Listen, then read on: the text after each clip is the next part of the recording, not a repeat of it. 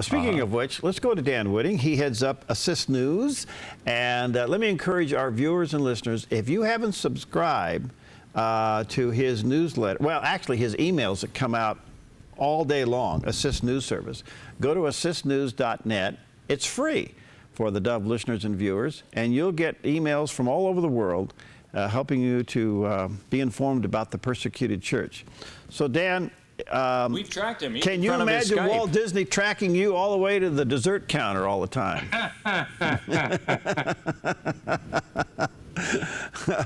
How you doing, my friend? Good to see you. Doing good, thank you. Yeah, I'm going to Disneyland very soon. My son and my only grandson are coming over from the UK, so one of the places they said they want to go is Disneyland. So, but I'll try and keep away from the dessert counter. All right, so earlier we've been tracking Olympic swimmer Michael Phelps, one of the most, in fact, if not the most decorated Olympian ever from previous Olympics. He got off track in his life, and now he's back in the Olympics again. What helped him turn around? Well, it's quite extraordinary, really. You know, you mentioned he got off track. He got done for DUI. He'd been drinking in a casino. He became very suicidal. He gained about 30 pounds in weight, and he just lay around all day just considering maybe it'd be better if I just kill myself. And could you imagine a guy with so much success? And he got into all sorts of trouble with the police. And finally, one day, a man called Ray Lewis, an NFL star, who himself had been in a lot of trouble, phoned him and shared with him about the purpose-driven life by Pastor Rick Warren. And what was happening was Phelps was having to go into rehab because of his drinking. And so he took a copy of the Purpose-Driven Life into the rehab with him. And a couple of days later, he phoned his friend Ray and said that he's been reading the book. He just can't put it down. And he just said that things were turning him around. He said, it turned me into believing there's a power greater than myself, and there is a purpose for me on this planet. And one of the things he read in the book was about relationships with God and with Christ, but also our own relationships. He didn't have a very good relationship with his own father. And after reading the book, he was reconciled with him, even went to a reunion weekend with him, got back in training, and is now going to be in the Olympics and probably will make even more records. But it was the purpose-driven life, and I'll let you into a secret.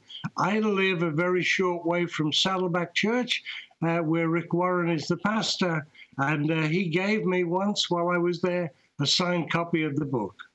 Well, I can't imagine. In fact, I've lost track. It was one of the best-selling, or maybe the all-time best-selling Christian book for quite a few years there. And yes, it still does quite the impact. I've read it twice. It's very well written. And but in the meantime, if this has turned Michael Phelps around, he is back on the Olympic team. He is in Rio.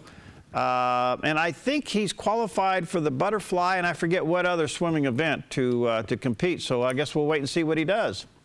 Yes, well, it's very exciting because, you know, being the greatest Olympian ever and having the most medals, we needed him in the U.S. side. And so thank you, Rick Warren, for writing that book.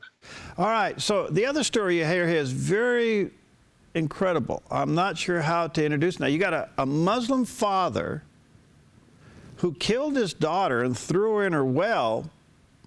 But what happened? Yeah, this is an extraordinary story. And, I'm a little bit of a skeptic, being a journalist for so many years. But this was reported by a group called Mideast Bibles. And what happened was that they said that there was this young Muslim girl. Her name was Ramsal. She was born at the end of Ramadan, and she got into quite an argument. She was a very strict Muslim. But her father went and picked out a husband for her, which she didn't particularly like, and they got into an argument. She said, I don't want to marry him. Well, the father got so mad that he picked up a chair and he hit her on the head and apparently killed her, wrapped her up in a plastic bag, a black plastic bag, drove out into the desert, found an empty well, and threw her body into the well and left. Well, according to an interview that she gave with this group, as she was going down, she sort of actually, she wasn't sure whether she was in her body or out of her body, but she had this dream that she was going to hell. And even as she was dropping in the well, she said that she gave her life to Christ. She called out to him because she'd heard about Jesus before. And when she hit the bottom, she somehow was saved from, death, according to this story, and she managed to somehow get out of the well with the arms of Jesus carrying her, and she found some Christians in the local village. They gave her a Bible, they welcomed her into her home, and she started a new life as a Christian. Now, if you'd like to read that whole story, it's on our website, assistnews.net, and the headline is Muslim Father Killed Daughter, Threw her down a well, but Jesus Christ caught her and restored her to life. It's an extraordinary story. I'd be interested for some of you to let me know what you think of it. But according to this one group, it's all true. Okay, so go to assistnews.net. That's just a sample of some of the stories that Dan and his team gather from around the world.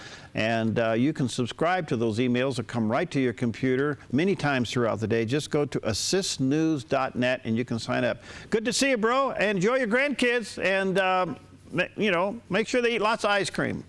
God bless. Great to talk. All right, God bless. See you later. There he is, Dan Wooding with Assist News.